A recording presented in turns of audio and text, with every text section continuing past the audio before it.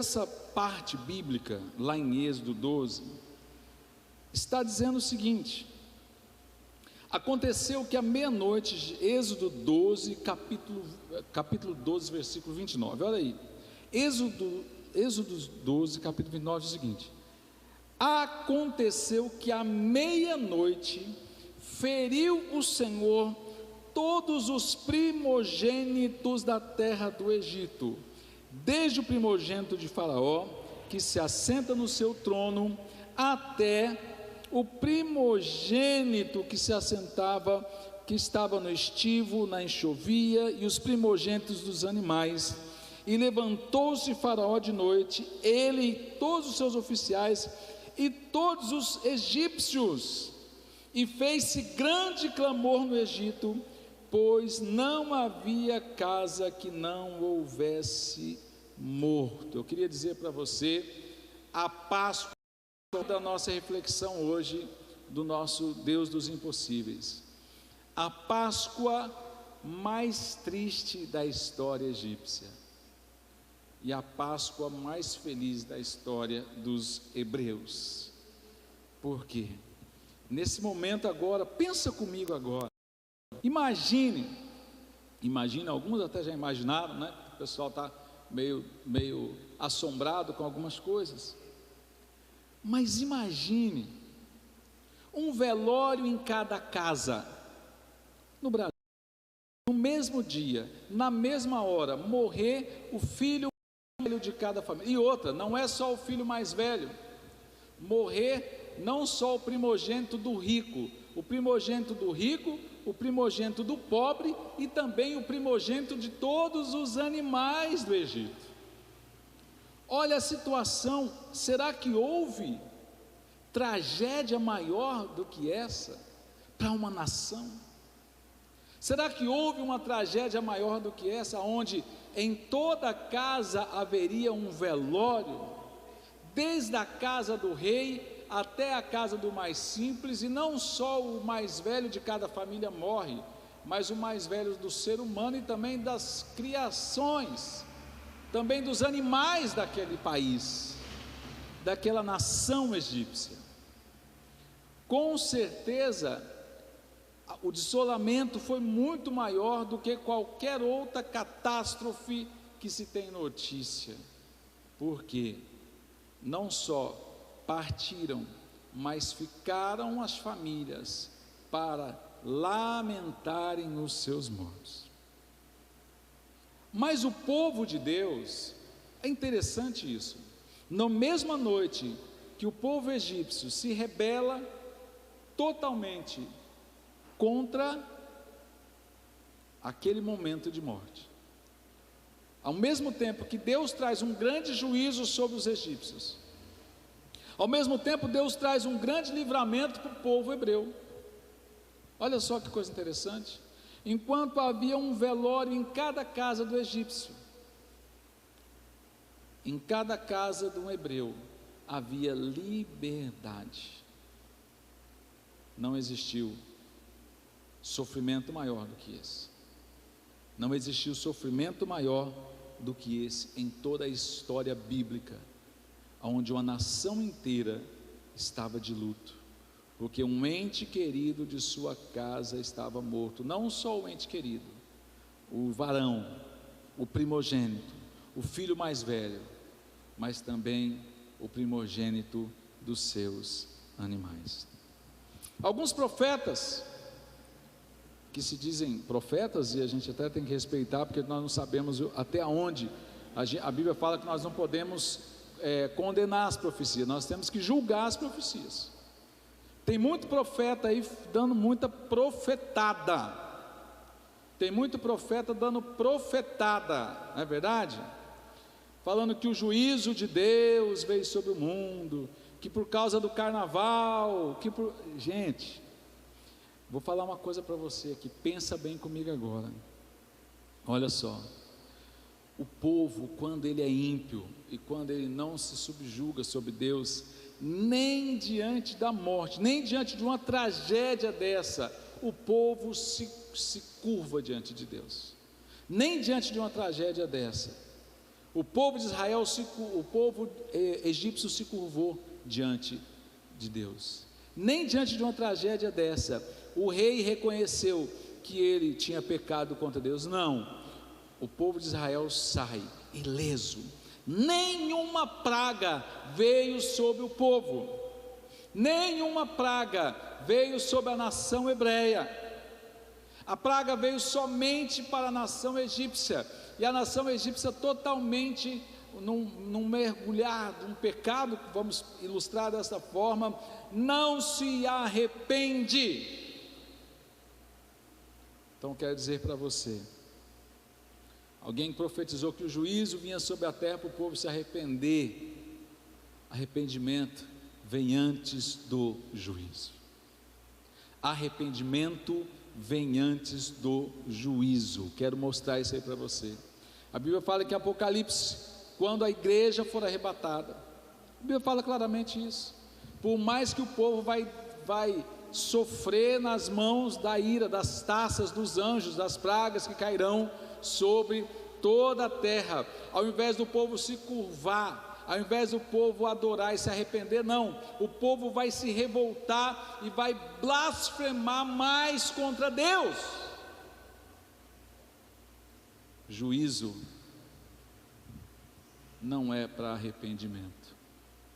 Juízo é simplesmente castigo para quem não quer se arrepender. O juízo de Deus virá sobre aqueles que não se arrependem e não querem se arrepender. Então, não vamos pensar desta forma. Não vamos pensar que simplesmente é juízo de Deus sobre a terra, onde todos nós estamos padecendo, sim. Mas vamos pensar que quem é de Deus é de Deus. Quem não quer Deus, não quer Deus. Algumas pessoas estão querendo Deus apenas por causa do desespero, mas Deus conhece o coração de cada um. Deus sabe que quem não vinha aos pés dele sincero, não tem chance com ele, porque ele conhece o meu e o seu coração. Ele sabe a minha e a sua fidelidade. Ele sabe os corações levianos, os corações que estão vindo muitas vezes se voltando a Deus com medo. Não é medo do pecado, não, é medo do castigo, é medo do sofrimento. A hora que a coisa melhorar, ele sai da presença de Deus de novo. A hora que ele vê que não tem mais problema, ele volta para o pecado, ele volta para o mesmo vômito de onde ele estava antes. Juízo de Deus não é para quem está arrependido. Para quem está arrependido, vem misericórdia de Deus. Para quem está arrependido, vem sabe o que? Livramento de Deus. Para quem está arrependido, vem sabe o que? Vem salvação de Deus. Para quem está arrependido, vem a graça de Deus sobre a sua vida. Então se arrependa de forma verdadeira, de forma fiel, de forma única, e vai fazer a diferença sim na sua vida.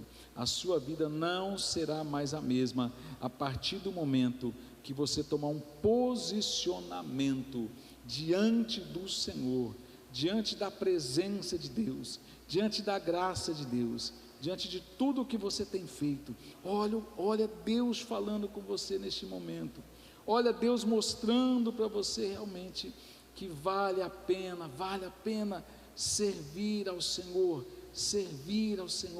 andar na presença do Senhor, andar debaixo da graça do Senhor, andar debaixo da fidelidade do Senhor. É isso que Deus quer para mim e para você. É isso que Deus quer.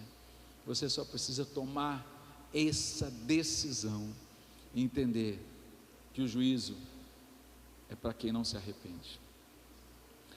Aconteceu que à meia-noite feriu o Senhor todos os primogênitos na terra do Egito, desde o primogênito do faraó, que se assentava no seu trono, até o primogênito do cativo. É isso mesmo. Sabe por quê, gente? Porque para juízo de Deus não tem rico, não tem pobre, não tem preto, não tem branco. Para juízo de Deus só existe uma separação: o que se arrependeu e o que não se arrependeu. Somente isso, não tem mas nenhum tipo de separação para o juízo de Deus, se não for dessa forma. Não há. Esse Deus do impossível mostra para nós que Ele faz, porque o castigo vem para um povo e o outro não. O castigo, as 10 pragas subjugaram totalmente a nação egípcia, mas nenhuma praga atinge a nação de Israel, nenhuma praga, nada. Quando veio os piolhos, só veio para o Egito, para Israel não. Quando veio escuridão e trevas, só veio para egípcios, para Israel não. Quando veio os tumores, as úlceras, só para o egípcio, para Israel não. Quando veio água em sangue, somente a dos egípcios, para Israel não. Quando veio aquela praga de tormentas total, de pavor, para o egípcio sim, para Israel não. Quando veio os gafanhotos, para Israel sim, para os hebreus, para Israel não.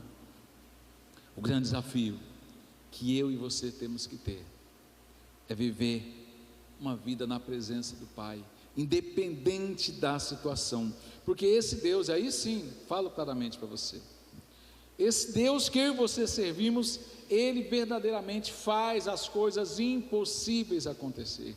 Desde o começo Ele gera o impossível quando Ele aparece para Moisés no meio de uma sarça, né? A Bíblia fala um arbusto incendiando ao mesmo tempo sem se consumir.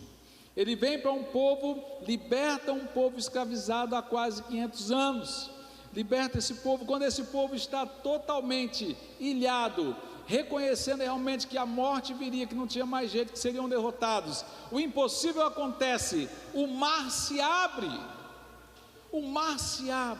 o povo passa, e mais uma vez, o exército egípcio perece no mar. O mar se fecha sobre o exército egípcio, e o povo de Israel passa são e salvo mais uma vez. De dia, uma nuvem sobre o povo o guardava, não deixando perecer no deserto. De noite, uma luz que irradiava, cuidava de todo o arraial.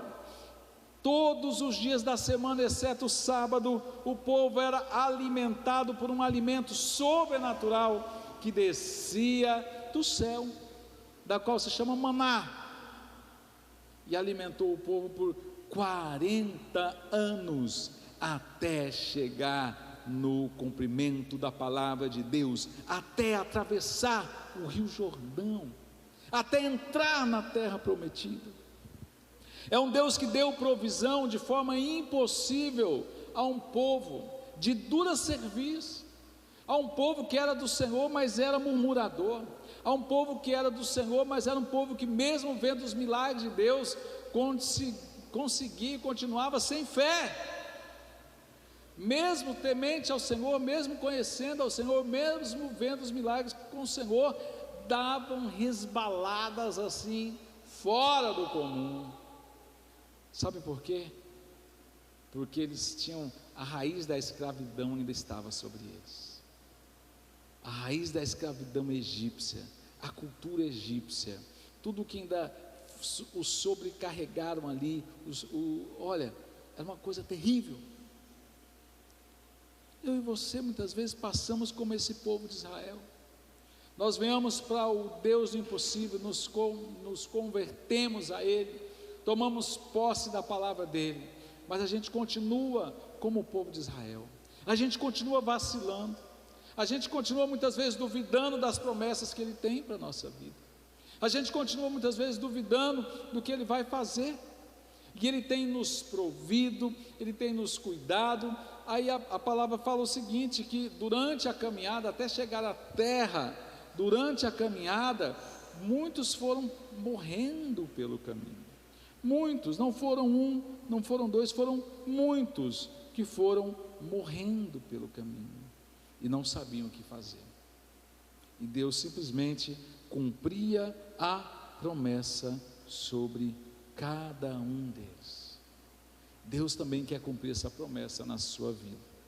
Deus quer que você acalme o seu coração. Deus quer que você entregue tudo nas mãos dele, porque quem vai fazer é ele, quem vai mover é ele, quem vai sarar é ele, quem vai curar é ele, quem vai transformar é ele. Não há outra maneira, não há outro jeito. Você precisa entender que esse Deus impossível faz algo muito mais sobrenatural acontecer. Aconteceu que à meia-noite o Senhor feriu todos os primogênitos da terra do Egito, desde o primogênito de Faraó que se assentava no seu trono, e até o primogênito do cativo que estava na enxovia, e todos os primogênitos dos animais. E levantou-se Faraó de noite, ele e todos os seus oficiais e todos os egípcios, e fez-se grande clamor no Egito, pois não havia casa que não houvesse morto. Você parou para pensar nisso? Meia-noite, momento onde todos dormem, meia-noite, momento onde ninguém espera, meia-noite, passagem de um dia para o outro, meia-noite, momento de realmente reconhecer o que Deus iria fazer neste momento. Meia-noite, o propósito de Deus sobre a sua vida, sobre a sua casa. Meia-noite é a hora que ninguém espera, é a hora que ninguém está vigiando, é a hora que ninguém está atento. Simplesmente, quando a população egípcia abre os seus olhos, a morte tinha instaurado em cada casa, em cada lar, em cada família. Muitas pessoas estão com medo da morte que sabemos que um dia vai chegar mais cedo ou mais tarde. As pessoas estão com medo de morrer, simplesmente pela partida, mas as pessoas não estão entendendo que através dessa partida há um longo caminho para frente, há o caminho da eternidade, há o caminho de um encontro com Deus, há um caminho do trono branco, onde nós estaremos diante do juízo no momento oportuno, e nós vamos ser julgados pelas nossas atitudes. Nós vamos ser julgados por esse período que nós passamos aqui na terra. Nós vamos ser julgados por uma experiência de fé que tivemos e jogamos fora, pelo sangue de Cristo que foi derramado ali na cruz por mim e por você, e nós simplesmente, como alguns falam, nós simplesmente pisamos no sangue inocente de Jesus. Você já parou para pensar nisso? O Deus do impossível faz algo muito mais especial que isso. Ele te tira do Egito, ele abre o mar vermelho para você, ele te dá provisão diária, ele te dá a palavra, ele te dá a experiência de fé, mas mesmo assim, você continua vacilando, continua deixando a desejar. O povo de Israel era assim também, sabe por quê?